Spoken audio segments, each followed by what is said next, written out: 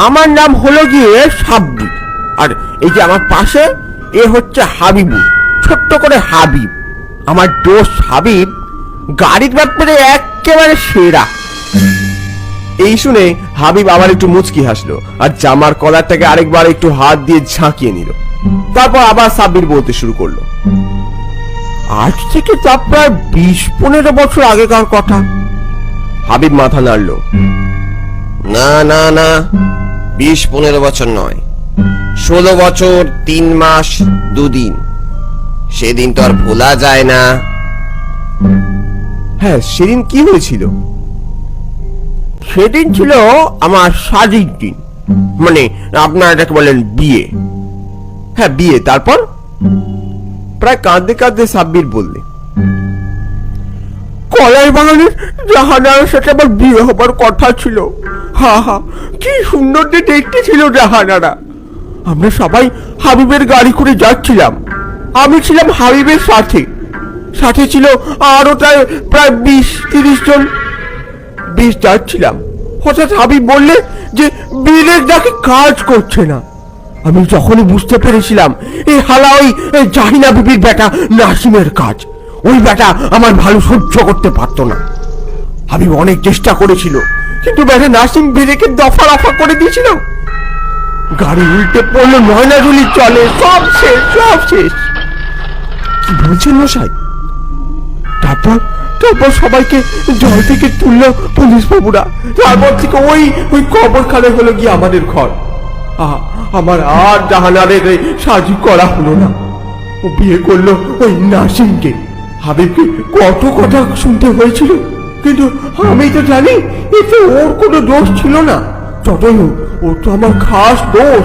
তবে এইবার আর কোনো গন্ডগোল হবে না। সবকিছু কেমন উলট পালট হয়ে গেল। বললাম, মানে ওই যে দেখছেন আপনার পাশে, ও হলো গিয়ে সামিনা। ওর অবস্থা প্রায় আমারই মতো। সামিনা মনে হয় একটু লজ্জা পেল। ও গাড়ি অ্যাক্সিডেন্ট করে প্রায় বছর 10 আগে মারা গেছে। ও বড় ভালো মেয়ে।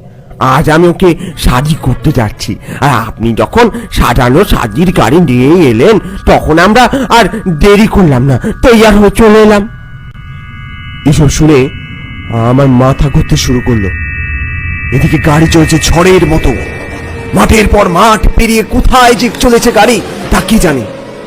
মনে সাহস নিয়ে বললাম, সবই তো বুঝলাম, কিন্তু সাথে ছেলেটিকে? ও হলো গিয়ে আমার দোস্ত হাবিবের ছেলে। ও আমার বড় ন্যাওটা, আর ও বড় ভালো ছেলে। সাথে সাথে ছেলেটির চোখ জল জল করে উঠল। তা কোথায় যাচ্ছেন আপনারা? দেখি কোথায় যাওয়া যায়, নিম গাছের ডালে না তাল গাছের পাতায়। ভয় আর নিজের কাছে ধরে রাখতে পারলাম না, বাচ্চাদের মতো বলে ফেললাম, আমি বাড়ি যাব, আমি বাড়ি যাব। হাবিব বললে, চুপ, আপনার আর বাড়ি ফেরা হচ্ছে না। আপনিও আমাদের একজন হয়ে যান, আপনাকে আমার বড় ভালো লেগেছে। এই বলে সকলে খুব হাসতে লাগলো।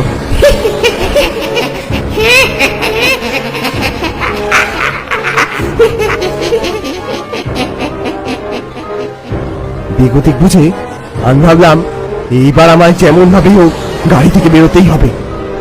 আমার এই নড়বড়ে গাড়ির দরজাটা এমনিতেই আলগা হয়েছিল, আমি সেটা ভালো করে জানতাম। একটু ঠেলা দিলেই খুলে যাবে। মনে সাহস সঞ্চয় করে এবার একটা জোর ঠেলা দিলাম, ছিটকে গিয়ে পড়লাম গাড়ি থেকে। এইবার কোন রকমে উঠে শুধু দৌড়ার দৌড়, দৌড়ার দৌড়, দৌড়ার দৌড়।